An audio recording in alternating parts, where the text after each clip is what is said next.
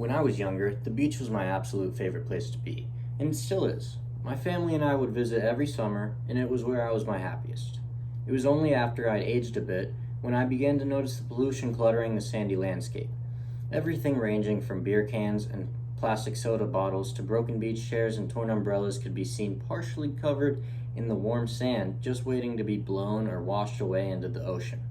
This made me pretty sad, but what made me even sadder was finding out that ocean pollution is an even bigger problem than young me initially thought. According to an article on Ask the Lots, What, Where, Why, plastic makes up about 80% of marine pollution, which is a pretty big number. Because plastic can take from 500 years up to a millennia to break down in the environment, and 300 million tons of plastic are produced every year, the planet doesn't have nearly enough time to maintain a balance. Of all the plastic produced annually, about 14 million tons of it ends up in the ocean, where it ends up being ingested, broken down into microplastics, or choking out your favorite sea animals. Now, this all sounds pretty terrible. You're probably thinking, but what can I do about it? Well, instead of focusing on ocean pollution as a whole, I think it would be effective to focus on the main culprit, plastic. By focusing mainly on plastic, we can knock out the main source of ocean pollution.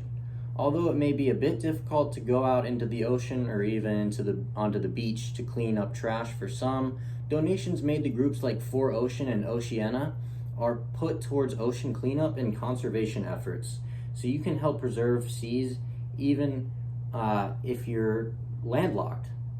Aside from taking reactive measures, you can also choose to be proactive by making some lifestyle changes. Instead of purchasing single-use plastic products, it is now more important than ever to consider switching to reusable products. Another way you can help is by recycling the right way, by doing a bit of research before you begin. You might find out you've been making critical errors this whole time.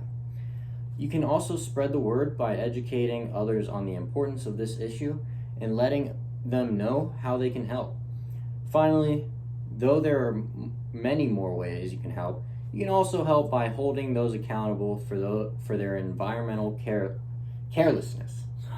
Whether it be someone on the beach tossing their beer can into the surf, or brand or corporation that has been found to irresponsibly dispose of waste, do what you can to correct this behavior.